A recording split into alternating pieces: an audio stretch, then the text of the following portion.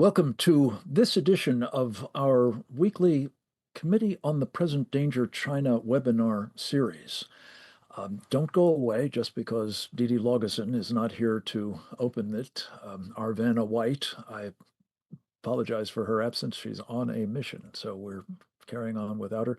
My name is Frank Gaffney. I am the vice chairman of the committee and delighted to be your moderator for today's program, which I believe will be one of the most important of this entire series, because it is an update on something we've covered, well, basically from the inception of the committee, as one of the single most important aspects of the Chinese Communist Party's unrestricted warfare against our nation, whose purpose very explicitly is the destruction of the United States of America. These series of webinars have been substantially about various lines of attack that the Chinese have engaged in the course of that unrestricted warfare, going back decades, probably to the early 1990s. We were formally put on notice that that's what they were doing back in 1999, when two People's Liberation Army colonels published a book entitled, helpfully, Unrestricted Warfare, which, among other things, enumerated, as I recall, something like 20 different lines of attack that they would use, again, for the express purpose of taking us down. Our committee has been very determined to expose this ongoing warfare against America. Made all the more obvious because in May of 2019, the Chinese Communist Party, again, helpfully, published in the pages of its main propaganda outlet, People's Daily, notice that the Chinese Communist Party was initiating a people's war against the United States, in addition, as it happens, to the unrestricted kind. By that, they meant a total war, a total whole of society war against our nation. And that, ladies and gentlemen, like the unrestricted warfare that preceded it, continues to this day. Once again, for the same purpose. What we're going to be talking about in this program, and as I alluded to earlier, have been really along the years that we've been doing these programs and others under the banner of the Committee on the Present Danger China, is the outrage, the travesty, to say nothing of the strategically disastrous fact that we're paying for much of that warfare against us. You know, Lenin famously talked about the capitalists will sell us the rope with which we will hang them. The Chinese have taken it one step further. They know that the capitalists of Wall Street will finance the purchase of the sale of the rope with which they will hang us. We're very excited to have with us really an A-team of presenters who will be talking about various aspects of this, starting with the man who, I think it's fair to say, really created an understanding of both financial warfare's offensive applications. In fact, he helped Ronald Reagan design such a war strategy for taking down the Soviet Union back in the day. His name is Roger Robinson. He served as the Senior Director for International Economic Affairs in the Reagan National Security Council. He's gone on to a number of other important good works, including serving as both the chairman and the ranking member of the U.S.-China Economic and Security Review Commission. These days, he's the chairman of the Prague Security Studies Institute, which has been doing some indispensable research in this particular arena of the underwriting by Wall Street of our mortal enemy, the Chinese Communist Party. We spoke with him earlier in the day. He's joining us by video from Europe, and we're very appreciative of him helping essentially to set the stage for an update on what has been going on in this financial warfare battle space, the extent to which the Chinese Communist Party has benefited from enormously, and at the detriment, I should say, of American investors who have not been well served by their fund managers, the people they entrust their savings and college funds and other investment portfolios to in the New York capital markets. We're going to go to Roger Robinson at this point with great appreciation for his leadership for many years in this space and others, and for his contribution to this program today. Let's go to the videotape. Well, Frank, there have been some extraordinary developments over the last 48 hours, I can tell you, with Chairman John Moolenaar of the House Select Committee taking it upon himself to issue subpoenas for Jamie Dimon and Brian Moynihan of J.P. Morgan Chase and Bank of America, respectively, for their non-cooperation, as he put it, in the effort to forestall their proceeding with a $5.2 to $5.4 billion IPO of Cattle, which is the large battery giant of China that is on the Pentagon list of Chinese military companies and has a record of trafficking in slave labor as well. It is a corporate bad actor as designated by the United States government. And not surprisingly, the committee wanted to understand why, even out of Hong Kong, you'd have American banks leading the management of this IPO. It was felt to be completely inconsistent with the president's America First investment policy pronouncement that he signed off on in February of this year. So we have the president's taken a position on Chinese military companies, which is no way, no how they should be involved in any way, shape, or form with U.S. investors. And that clearly means U.S. banks as well. So that's the state of play. And I would guess that this has been a surprise for these two major banking institutions.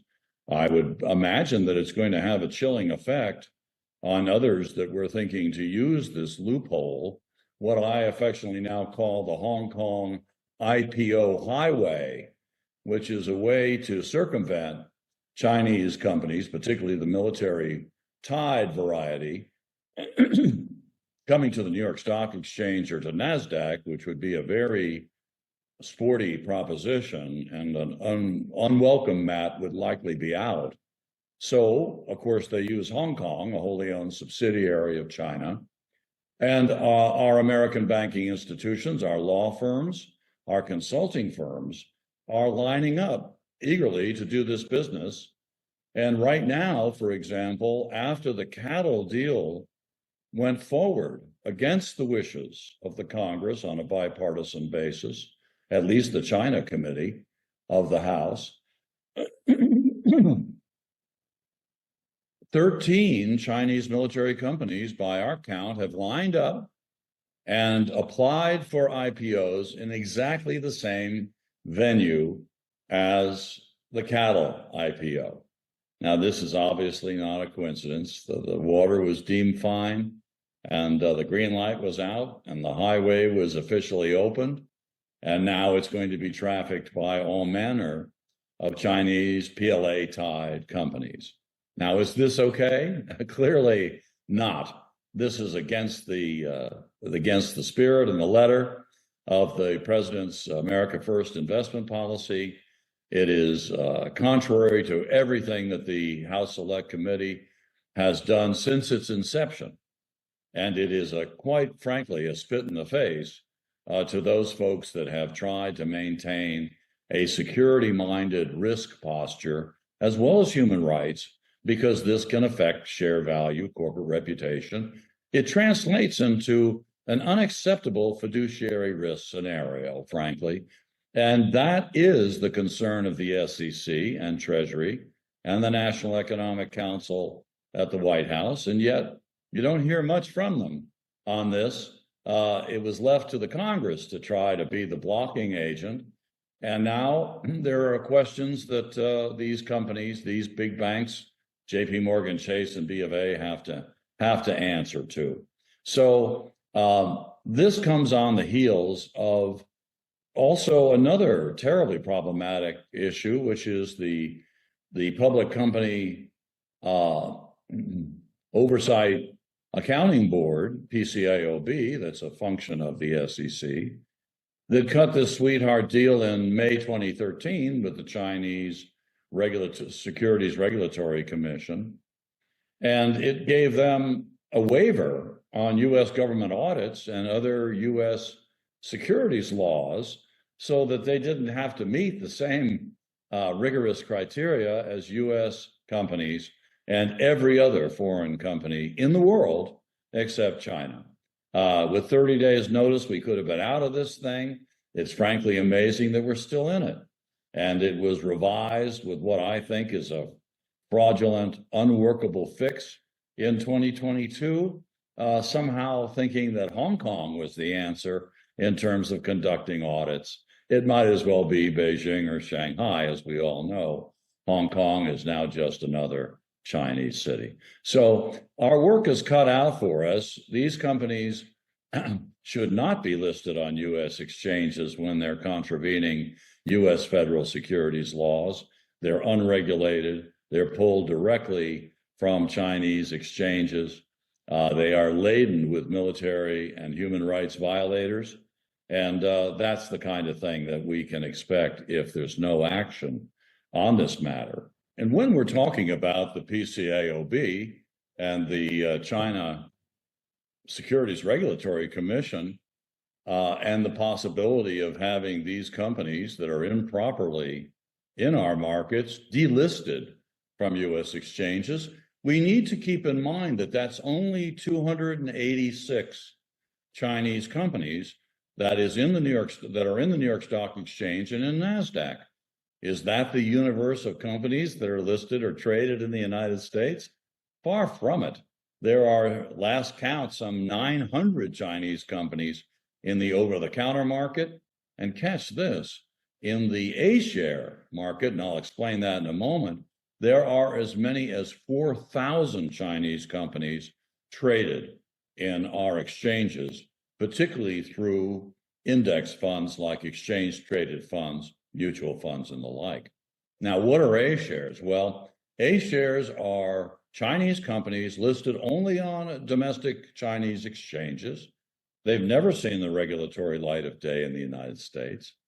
They've been brought into our markets through an unguarded, surreptitious backdoor of allowing U.S. index providers like MSCI, like FTSE Russell and Dow S&P, to simply add these companies by the hundreds in some cases to the list of the companies that are included in their index. Well, the problem with an index is that asset managers like BlackRock, Vanguard, State Street come along and they build exchange-traded funds and investment products directly from those indices. And that's what we, the American people, some 75 million or more of us, are investing in. Unregulated A-shares, many of them tied to the People's Liberation Army and egregious human rights abuses. The moral of the story here is, don't concentrate on just listed Chinese companies. It's those 5,000 Chinese companies that are traded on U.S. exchanges that have to be scrutinized and in many cases removed from our markets for fiduciary, national security, and human rights concerns. And until we get to those much bigger numbers This is all playing into Wall Street's game of trying to limit almost unrecognizably the number of companies that are under scrutiny and at risk of being delisted. It's traded companies, not listed companies, that you have to pay the most attention to. And I think finally we're in the process of getting our arms around this. So I think that we're facing a moment of truth now where John Moolenaar, who's to be immensely commended for his courage and fortitude and tenacity in pursuing this subject, and seeing it through the way he is, and not taking no for an answer or allowing these folks to slip the noose on their fiduciary obligations to U.S. investors. It's not just about U.S. investor protection, which is an awfully big subject and a big part of it, but it's also our national security and our fundamental values, read our human rights policies. So I think we are closing in on Wall Street and their friends within the administration, some of them U.S. government regulators that are somewhat conflicted on some of this. At least it certainly has been the case in the past. I'm hoping it's not the case in this Trump administration, and I'm encouraged so far that that's not going to be the case. So let us watch, but it is time to end the money-oriented free lunch program that has moved over time in the last couple of decades trillions of dollars with a T of investment funds of the American people directly into the coffers through these state-owned companies and other CCP-controlled companies into the coffers of the Chinese Communist Party and the People's Liberation Army. This is wholly unacceptable, and I'm encouraged that it's gradually we're getting a handle on this and holding the responsible parties to account. Thank you. Thank you, Roger Robinson, most especially for your leadership in this space. I cannot tell you how impressive is your body of work and the extent to which it is now bearing palpable fruit. And I join you in saluting Congressman John Moolenaar in his role, especially as chairman of the House Select Committee on the Chinese Communist Party. In fact, we have a very special treat. We had an opportunity to interview the congressman on our television program, Securing America, which can be heard on the Real America's Voice Network. We, with permission, are reprising his interview in its entirety for the purposes of this program. It's 15 minutes long, a little longer than normal, but I think extraordinarily content-rich, with insights both into what is prompting him and his colleagues, by the way, on a bipartisan basis, now to become increasingly insistent that we must end this obscene practice of enabling, enriching, empowering the people who have made no secret of their intention to destroy us. We'll go to the video now with my appreciation to the congressman for allowing us to make a twofer of this very important interview on Securing America. Let's go. Welcome back, and a very sincere, heartfelt, and enthusiastic welcome to our next guest. His name is Congressman John Moolenaar. He represents the people of Michigan in the United States House. He has the distinction of being the chairman of the Select Committee on the Chinese Communist Party, for shorthand, and is doing an extraordinarily impressive job in both helping his colleagues and the American people understand the nature of the Chinese Communist Party, for one thing, and the threat that it represents to us, in particular, in the form of what the CCP calls its unrestricted warfare against the United States. The committee's work is all available on their very, very informative website. But one thing that has really caught our attention is the work that the chairman and I think in a great many cases on a bipartisan basis, his committee have done in challenging what I consider to be the single most serious aspect of this unrestricted warfare, and that is getting, with the help of Wall Street, our money to underwrite it. And the chairman has been engaged in some very important conversations with people on Wall Street, in some cases in written form. And we wanted to catch you up on what he's been doing, and it's really momentous significance. So, Mr. Chairman, thank you for coming back to Securing America. It's great to have you with us. We're going to use this video for the, I think, very timely conversation we will be having as our Committee on the Present Danger China convenes one of its webinars on this issue of, well, the guys on Wall Street who are wanted for underwriting the enemy. You're great to spend some time with us. Thank you, sir. Back. Well, thank you for having me, Frank. It's good to be with you once again. Wonderful. Well, let me start by just setting the stage a little bit. You've been prominently featured on Maria Bartiromo's show, and I think a special that she did on this issue of underwriting the enemy with some of your colleagues on both sides of the aisle. You are certainly familiar with a very important national security presidential memorandum that President Trump issued back on February 21st, I believe, of 2025. He called it the America First Investment Policy. Would you talk about what's wrong with a China First investment policy, which seems to be what guys on Wall Street have been pursuing for some time now? Well, I thank you, Frank, and I commend President Trump for his leadership putting out the America First Investment Policy Memorandum, and we're working hard to codify that in Congress because we want to make sure in the future that we, as administrations change, as policies change, if Congress puts it into law, that's something that will stay. And it's going to be very important that we codify that policy. A couple of bills have been introduced, one in the Senate, one in the House on that topic.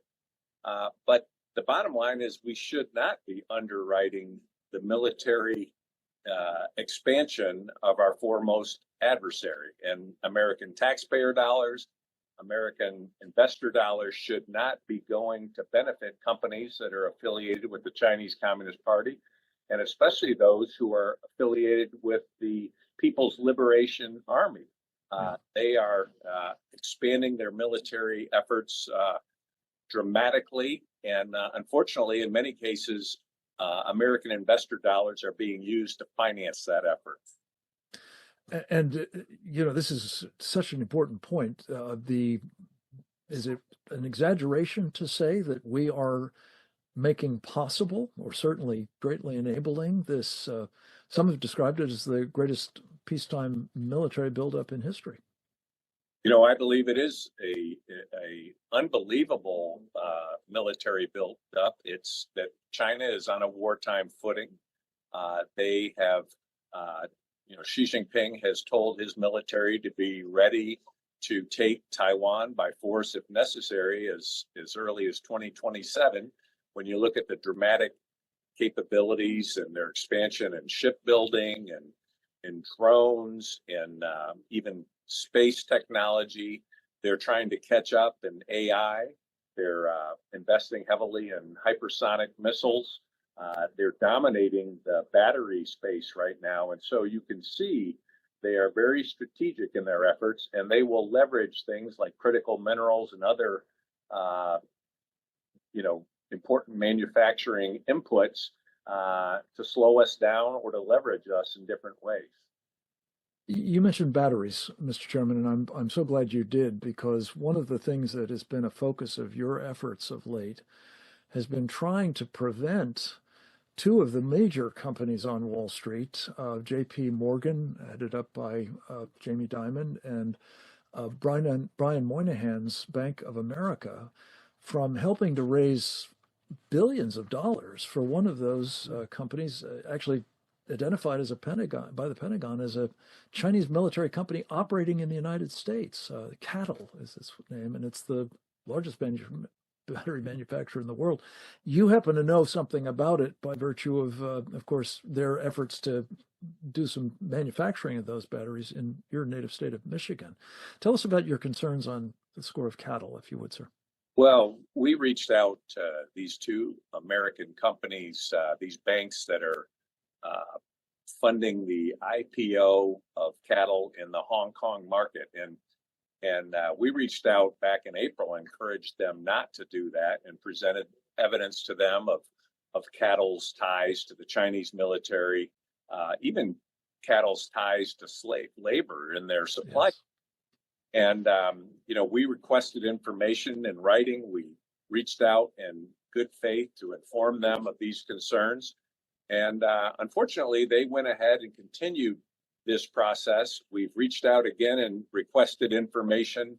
And they basically, when Congress, reached out for accurate information to help us set policies, they sent us press clippings, basically public information that was available anywhere.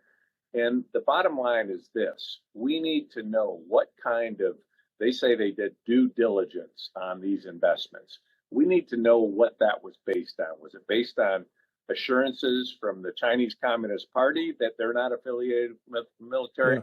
Yeah. Trust us. Mr. Chairman, I want you to drill down a little bit more on that on the other side of a short break. We'll be right back, folks. Stay tuned. Welcome back. Chairman John Moolenaar of Michigan is in the House virtually. I couldn't be more pleased to say. He is the distinguished leader of, I think, one of the most important committees in the United States House of Representatives at the moment. It is a select committee impaneled for the purposes of helping the rest of us understand and develop policy, if not actual legislation, hopefully both, on how do we contend with the threat we face from the Chinese Communist Party. And Mr. Chairman, I hated to interrupt you. You were on a roll. You were asking Jamie Dimon of JP Morgan and Brian Moynihan of Bank of America personally to answer an extremely well done, detailed letter. I think you had 20 or 21, something like that, questions that we really have a need to know the answers to about specifically their involvement fundraising for a particularly dangerous Chinese company. I understand they're putting advanced batteries in submarines that may be used to destroy our Navy in the Pacific. Could you comment on that and how they've been responding to your request for information? Well, the Pentagon has designated cattle as you pointed out, a Chinese military company. The Commerce Department recently came out and confirmed that as well, because of course cattle is suing in court trying to get that designated change. Right. And so it's important that we presented that information to JP Morgan Chase. We presented it to Bank of America, and we asked them the question, what is your due diligence? How do you know that your investors are not investing in an entity that's partnering with the People's Liberation Army? Mm-hmm. And they said, well, trust us. We've done our due diligence. And we said, that's not good enough. We need to know. And so I've subpoenaed them for information on their due diligence, because ultimately their shareholders, the general public, deserves transparency. We don't want our investor dollars going to fund the military of our chief adversary. And there are consequences when this happens. And so we're subpoenaed them. That happened just yesterday. And we expect answers. And we're going to continue to get the truth. And we are going to continue to build policies that prevent this in the future, because ultimately this IPO that's done through Hong Kong is the tip of the iceberg. And if we allow this to continue to go forward in this fashion, we're going to see more and more of this, and we're going to have people's pensions and their life savings and their investors' dollars going to fund entities that actually could use this and the best technologies against our men and women in the armed forces. Amen. Well, again, your clarity on this, Congressman, is so appreciated. It's not been much in evidence, I'm sorry to say, from successive presidents, not just this one, but apart from this, sort of, presidential memorandum, they call it. The administration has seemingly been willing to sort of turn a blind eye to all of this. And I just wanted to draw you out on how consequential what JP Morgan and Bank of America have done in this case is, both with respect to enabling cattle to raise immense amounts of money, but also perhaps, as you've suggested just now, creating kind of I think it's been called a highway for lots of other companies, perhaps A shares that are also going to use this sort of end run on the American first investment policy through Hong Kong. Could you comment on the implications of this for the future? Well, for sure. And I want to look at it from the standpoint of investors, because they are trusting these American leaders, these bankers, and they are at risk of their reputation. They are at risk of regulatory risk. They are at risk of these investments are opaque. Yes. So you have very little understanding of what's actually happening with these Chinese companies. And so they are putting. I suspect most American investors have no idea they've got money in these companies. I think you are exactly right. And I think it's important that we have transparency and disclosure requirements. And we highlight these situations where cattle is on a known list by the Department of Defense and the Commerce Department as a Chinese military company. And for the Bank of America, for JP Morgan Chase to simply ignore that, to me, is at risk for their entire shareholders and people who trust them to make their investments for their future.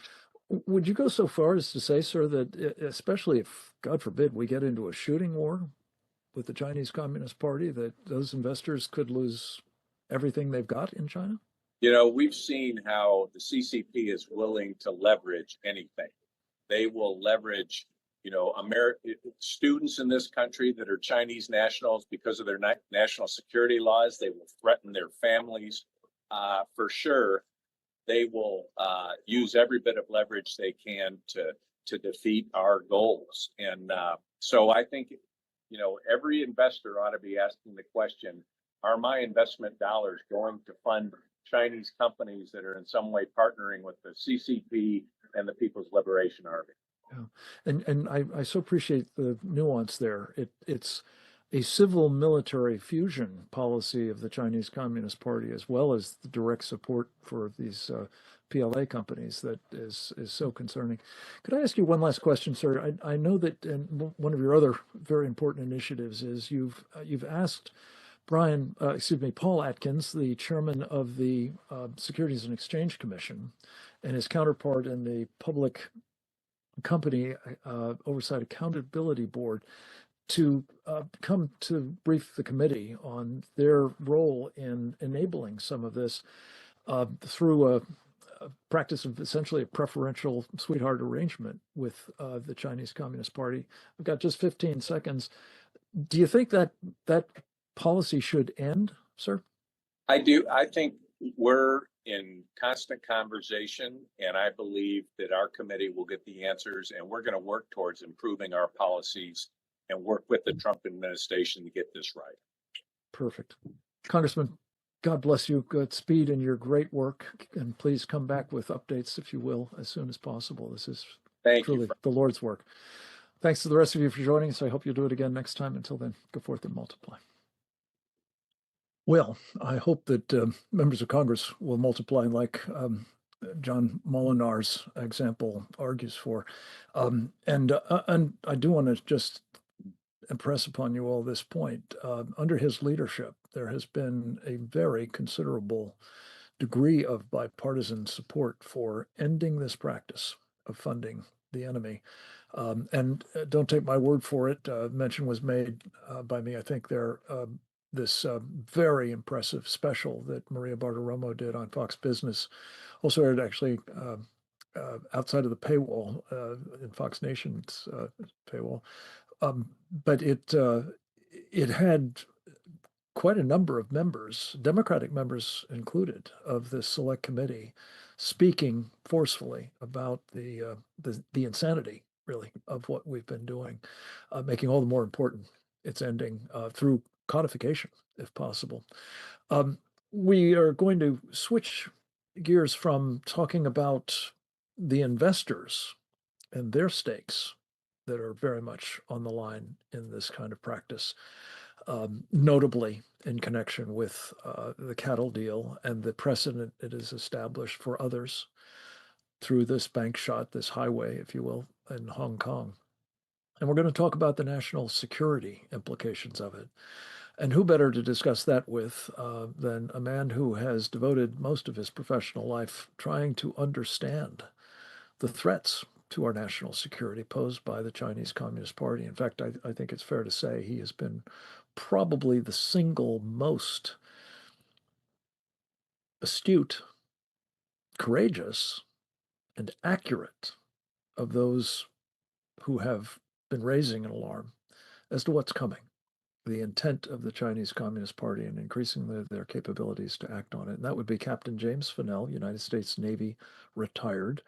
No stranger to these webinars. He's a very active member of our Committee on the Present Danger of China, as well as participant in not only these programs, but many, many others as well, including my show, Steve Bannon's, and others that I'm sure you're familiar with.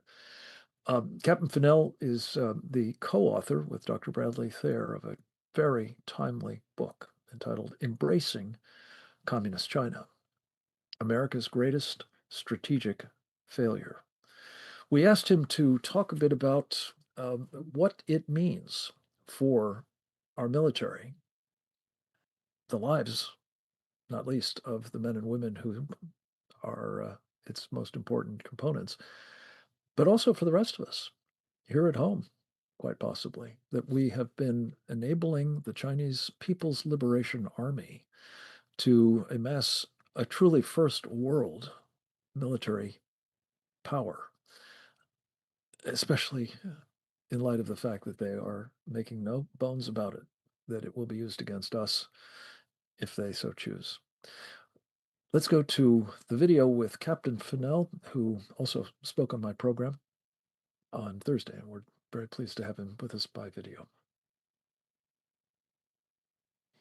Well, Frank, this announcement that you just read off about the investment and the billions that are being poured in by Americans' businesses into Hong Kong, which thus go into the People's Republic of China, eventually finds significant portions go into the development of the People's Liberation Army. And let me just give you an example.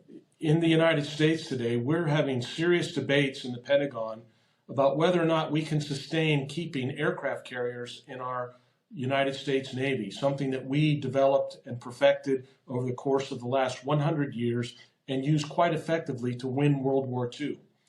We're debating that because most people in DC say, well, there's just not enough money, so let's cut something that costs a lot. Whereas in China, they're doing the exact opposite. They're going into full-scale production of a carrier fleet.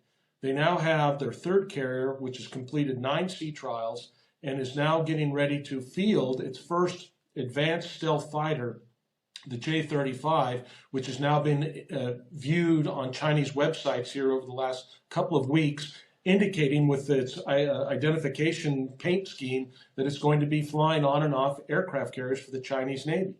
So in the space of just 12 to 15 years, the Chinese Navy went from having 0 aircraft carriers to now having 3, one that will have the most advanced electromagnetic aircraft launch systems with stealth fighters that are close to our F-35s, not exactly on par, but pretty close, along with ballistic missile submarines that are powered by nuclear propulsion, fast attack nuclear submarines, the largest cruisers in the world with 112 vertical launch system anti-ship and anti-carrier ballistic missile silos, the most advanced rocket force in the world beyond even the Russian arsenal.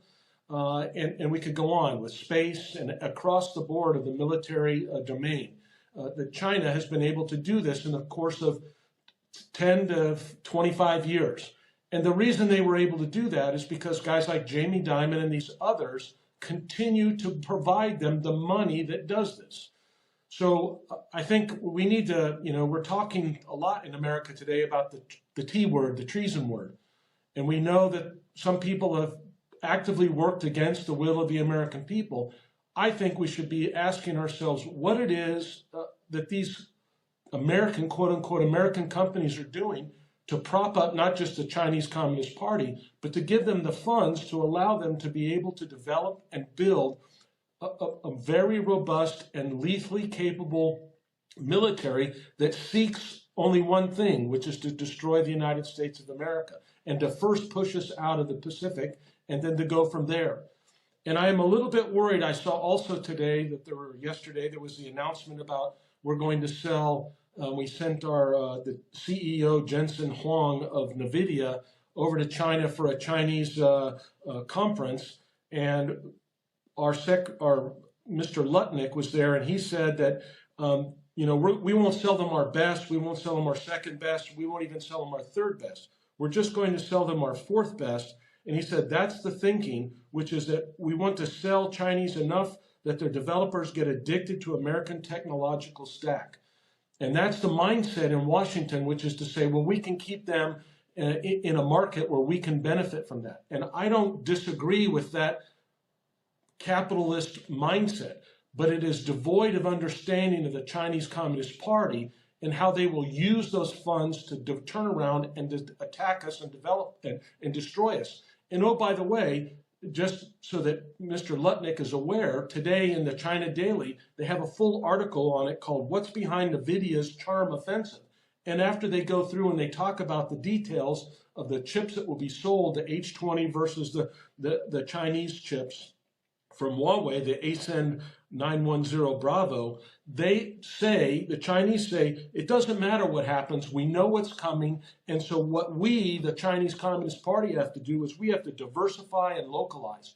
So the Chinese are, no matter what Mr. Lutnick thinks and desires the Chinese to do, the Chinese have already said, we're going to get off your dependency on your chips.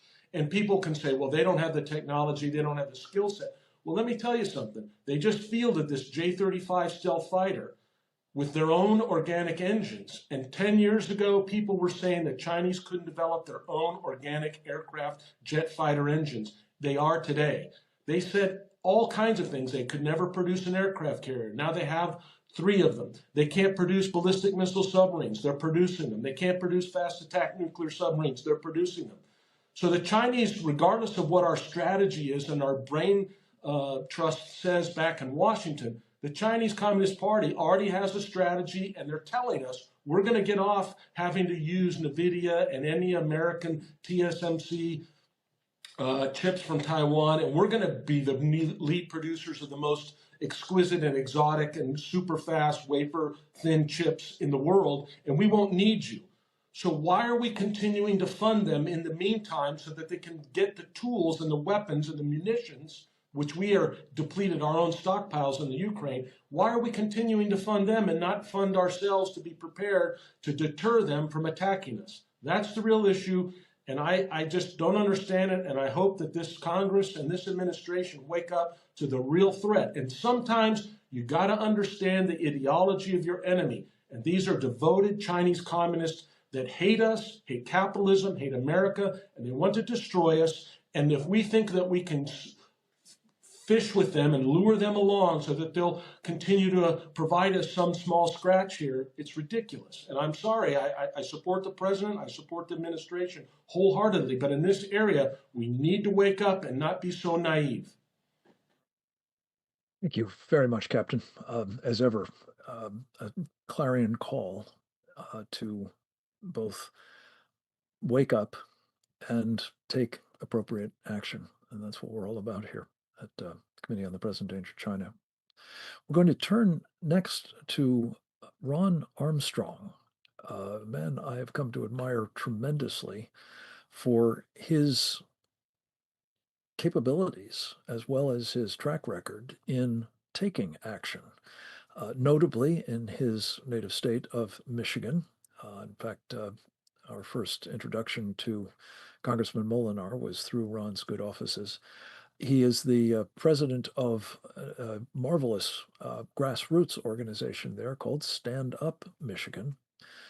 We have been partners in any number of public policy struggles, catalyzing, we hope, good policies. And I've come to admire tremendously both his common sense, his ability to communicate complex issues to ordinary folks, as well as to lead in taking concrete action. And we're delighted to have him here to give us, among other things, an appreciation of Congressman Moolenaar from one of his fellow Michiganders, and the kind of work that he's about at the moment, particularly with respect to trying to end the underwriting of our mortal enemy, the Chinese Communist Party. Ron, welcome back. Over to you. Great to be with you, Frank, and I thank you for having me join. I am just Oops, I think you muted it there somehow.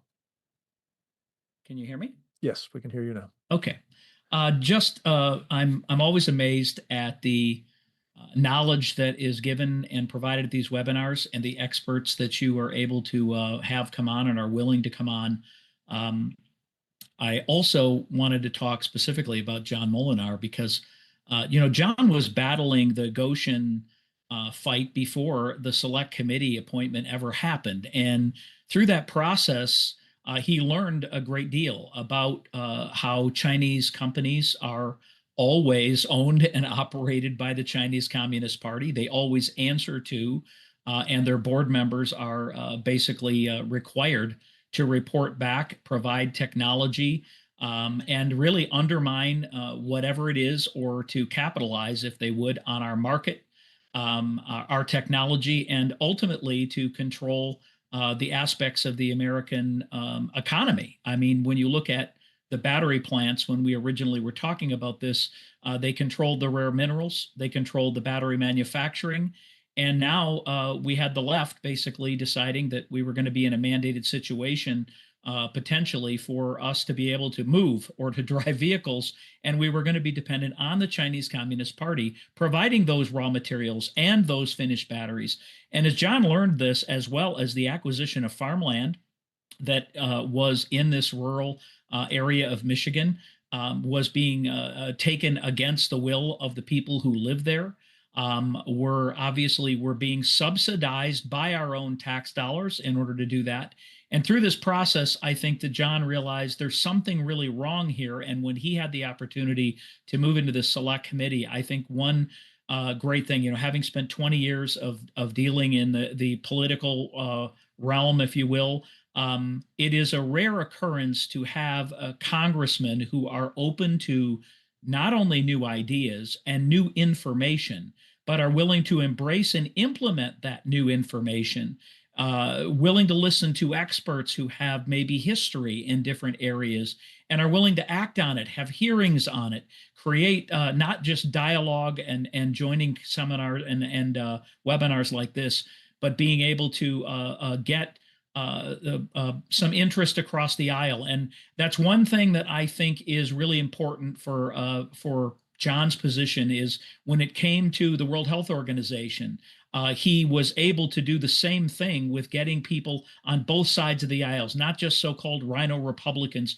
but Democrats who were willing to, basically he has the respect of his colleagues. And that's something that is also rare. He isn't doing this for personal gain, financial or otherwise. He truly has been put in this position, not as a stepping stone to some other position, and just following through and putting themselves, as they often do, on a platform that is above the people, that is above the experts, that really are just following along politically, as we could say.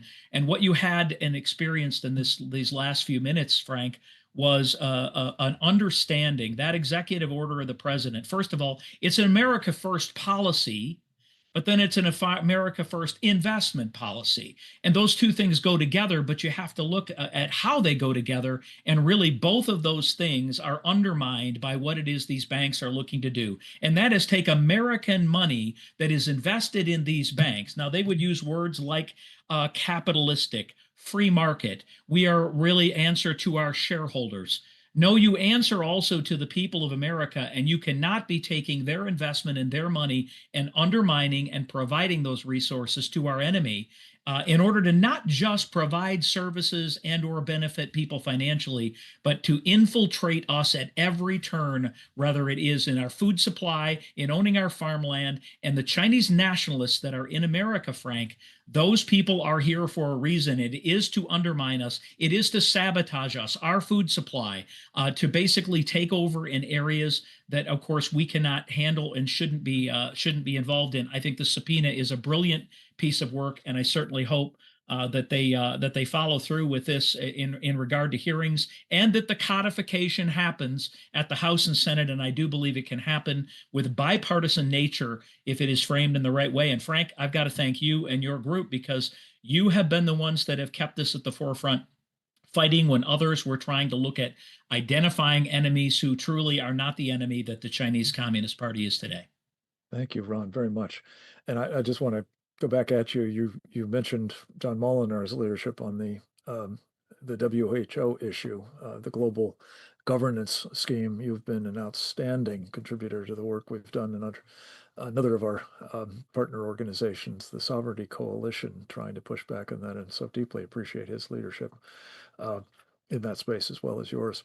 So thank you for this important sort of insight into the man, as well as the role he is playing at the moment in your state, as well as at the national level. We hope, though he's not seeking it, that he will go on to bigger and better things, because he's an extraordinary leader and very much needed at this moment. I'm delighted to say we have one final contributor.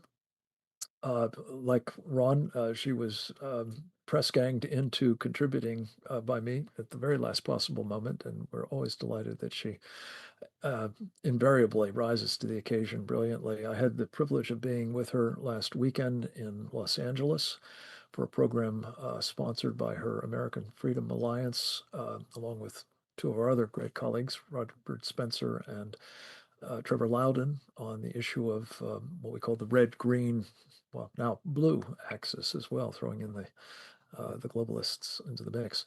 Karen Sigeman is the president of the American Freedom Alliance. She is also a member of our Committee on the Present Danger China, and she does as good a job as anybody I know in terms of both marshaling content, making it accessible to people through her own splendid programs. And I strongly urge you to check them out at AmericanFreedomAlliance.org, but also synthesizing information in ways that provide takeaways from programs like this. So we're really thrilled that she was able to join us.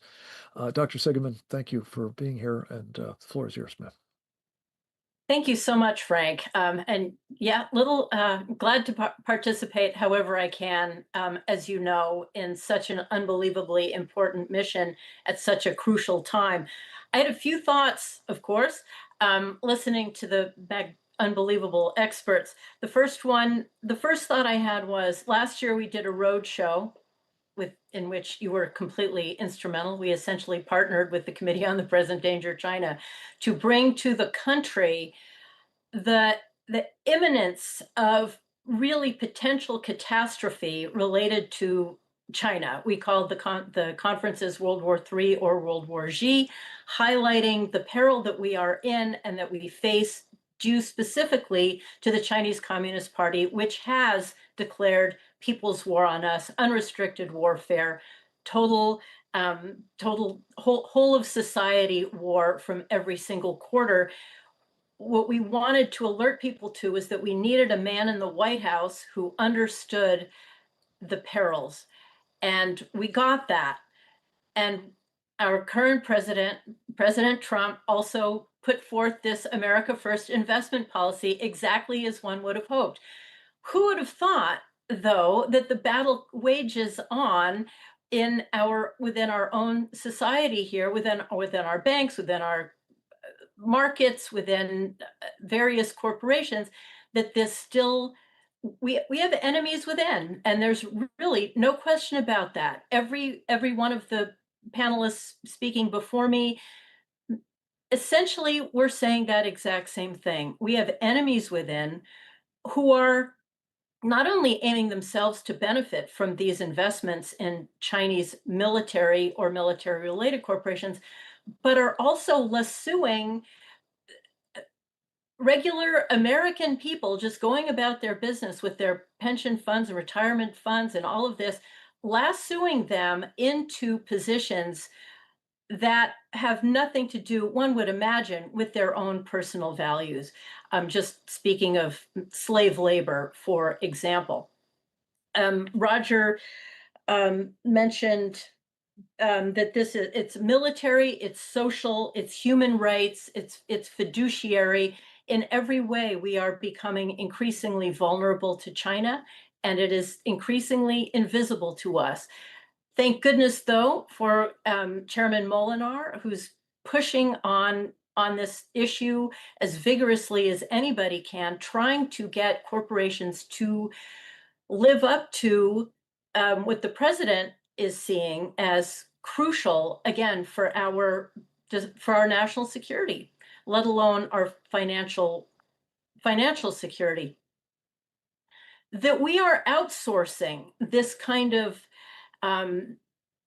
investments in things that we do not believe are okay here on our shores, slave labor, child labor, the damage done to the environment, that's not okay here, but somehow it's okay there. I think if people are made aware of the extent to which their own personal, what they hold dear is being violated elsewhere, I have to believe they would rise up. But it's also putting them in financial peril, and that is unacceptable. We are also always told, it's a classic national security issue or international relations topic, we're not supposed to fight prior wars. We need to look at the current wars. We need to face the situation before us. But again, what every one of the speakers has mentioned, every lesson that we learned from the Cold War, we are eschewing. We are turning our backs on things like you don't fund the enemy, you don't underwrite the enemy, you don't let the enemy buy up your land, you don't let the enemy, you certainly don't finance, as you pointed out, the most extraordinary military buildup in peacetime history by the people who have literally pledged to take you out, to destroy you, to take down your country. It's unconscionable. And I know we've talked about this before. Why is it that this is still even an issue? How is it that China is on a war footing and somehow the United States, we are not able to convey to enough people, and we're working on it, I think we're making headway, but the people are unaware of the war that they have waged on us. And by the way, they want to conquer us, and we simply are not getting ourselves on a war footing. Again, the president is aiming in this direction with the America First policy, investment policy memorandum, and that's all wonderful. It doesn't seem to be sinking deeply enough, quickly enough. Again, China is on a war footing. We are not. We need to recognize that. They have declared war. It is a whole of society war. It should be our job to break them, not to fund them, especially in arenas that pertain to the military. It's bad enough that all roads to our consumer culture, all roads lead through China, if not to China. Everything that we buy is touched by it. And we have such vulnerabilities in all our major areas, not the least of which is military. Somehow we are not breaking ourselves from this dependency and breaking them thereby. Instead, we are funding them. We are making ourselves increasingly vulnerable. We are empowering them while they are engaging in the biggest military buildup. We're not, or we have not been, and it's time for us to turn that ship around quite literally and figuratively. It's a very scary time, and you've been saying we need to wake up, not be naive. Some of these actions that are being taken by Americans could be construed as treasonous. Thank goodness we have President Donald Trump in the White House who does understand this.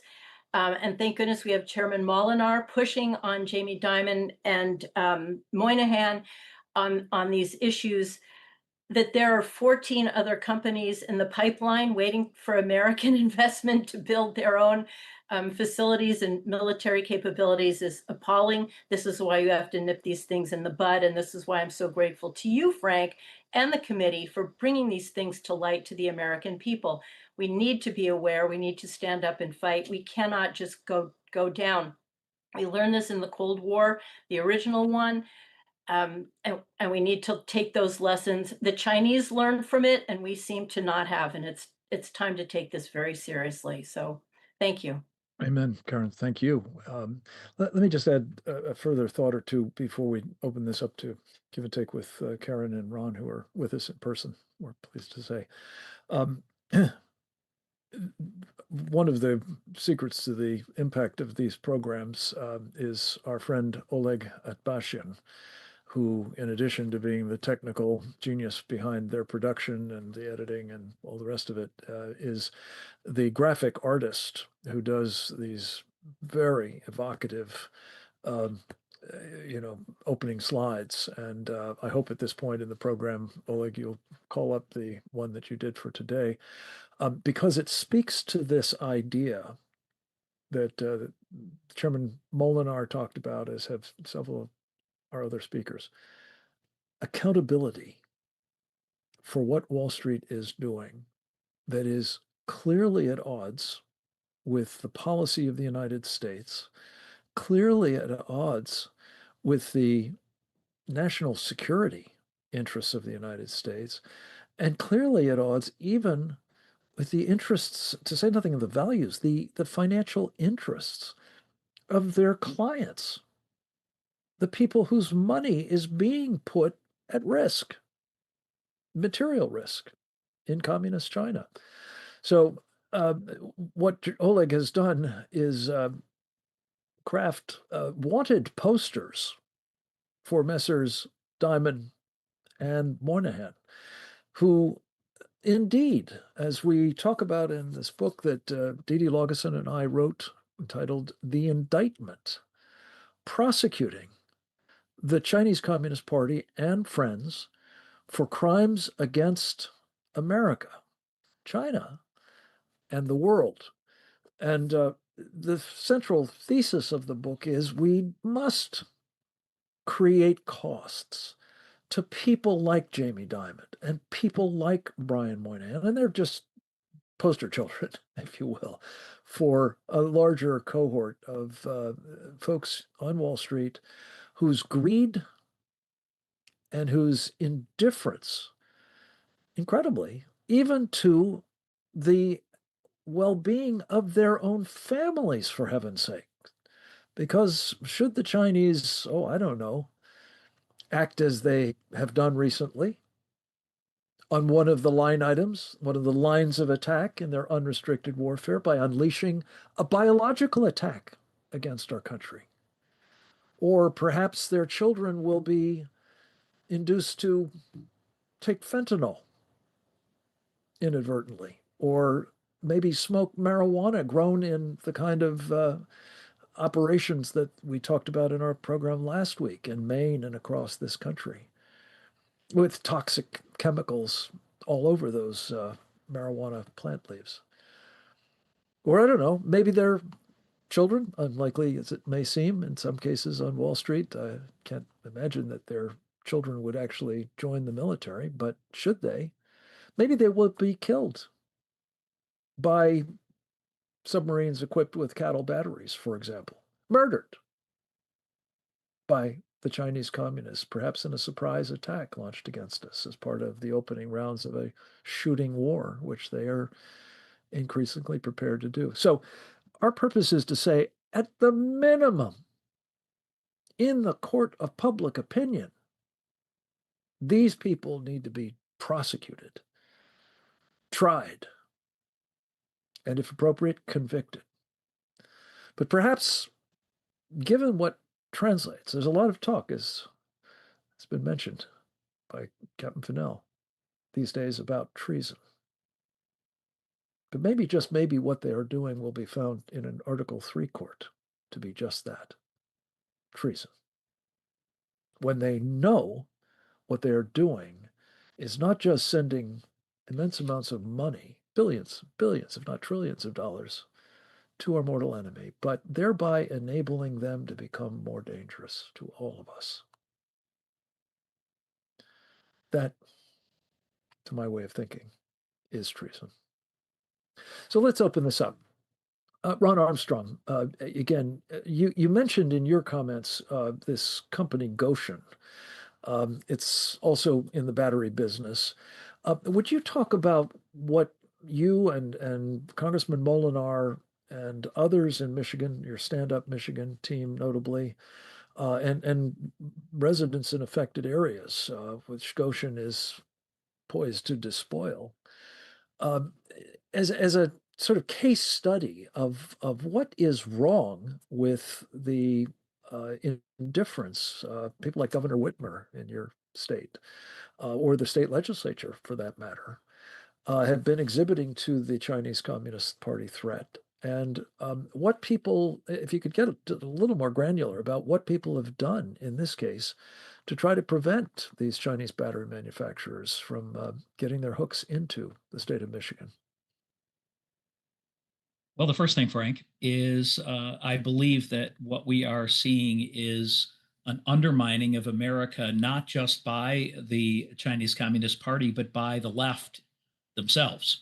I don't care if it's Michigan or if it's Illinois. Goshen has basically been subsidized by the American taxpayer to come in and set up shop, run by Chinese nationalists, taking over farmland, promising high-paying jobs, and in the end, before they're ever put a brick on the ground to build a building, you realize that those jobs aren't as high paying. But you realize all of the farmland that's been purchased is being purchased with taxpayer money to build Chinese factories that are run by Chinese nationalists, and they always seem to be done in cooperation with democratic people who are undermining America.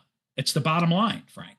And fortunately, people like John, and in the case of Michigan and in Illinois, and in Michigan, we had more success because of the demographic, because it happened to be built in a rural area of Michigan, but they were careful in that what they were trying to do was take advantage of the university town that it was in cooperation with a socialist person who's the president of that university, who used to be at another university in, I think it was Grand Rapids Community College. And they basically were going to house these Chinese nationalists on the university within less than 100 miles, by the way, of a major military installation. There are always multiple reasons they do things where they do them. What they didn't and did underestimate is the people themselves. The people rose up together, joined together, and decided that they did not and were not willing, and this is great for JP Morgan, this is great for Bank of America to hear, they were not willing to trade what was committed and promised as high-paying jobs to put at stake their community and their farmland for money. They were not willing to undermine America for that. And they basically continued to change their boards, recalled their boards, and now are elected to super majorities, if not entire boards, controlled by people who represent the long-term vision of those communities. And that is both in Big Rapids Township, in Green Township, and even the board itself of Mecosta County and their city, or I should say their county commission, are now all controlled by people that are putting up one barrier after another to say, we are not interested in you building here. We're not interested in supporting you. And we understand that we're up against your promised great jobs, but we are looking for American jobs, American manufacturing, and not the Chinese Communist Party. Praise God. And thank you for, again, all you've done to help create that pushback. And I honestly believe to my core that the American investors we're talking about, and there are some that are, big, family office or institutional investors who almost certainly actually do understand what's being done here in these emerging market funds that have been laced with Chinese companies, as Roger says, not just listed, but traded. But I'm sure that the vast majority of people who have pension funds, auto workers, for example, Ron, up in your state, or others across America, people who have just, college savings accounts or mutual funds or index funds or exchange traded funds, and don't read the fine print, don't even know where to look for exactly what's in the portfolio. They just want to have a diversified portfolio, maybe one with emerging markets in it. And lo Pension and funds, behold, yes. maybe 30% of those investments are actually now in communist China. And I think, Ron, to your point, if they knew, I think Karen suggested this as well, if they understood both the exposure they have, the risks associated with that exposure, which have not been properly disclosed, and they realize that these are absolutely at odds with their own values, their love of this country, their love, as I say, of whether they're their own family members or not, servicemen and women who are in harm's way, their love of freedom, all of which are at risk because we are underwriting the enemy. I think they will be, to use the old line from Network, the movie, mad as hell and not going to take it anymore. We want to encourage that. Ron, I'm sorry, did you have a comment you want to make? All I was going to say is that we don't have to look very far back to see what China did when it came to the COVID. They are not a friend. They are not. They are indeed a foe. We don't have to look very far back. Only a couple of months ago, and right back here in the state of Michigan, that we had Chinese nationalists bringing in fungus into laboratories at the University of Michigan. And guess who is running that actual lab?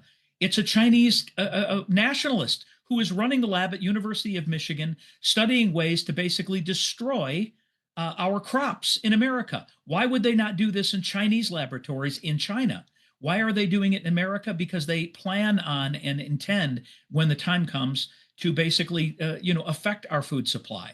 Yes. We have to understand and recognize the enemy, and we have to know, I believe, that the American people, this is an 80-20 issue. If the American people are not interested in both their investments and or their taxpayer money going to undermine America itself and to support the Chinese Communist Party or their army, which of course seeks to destroy us in the long run.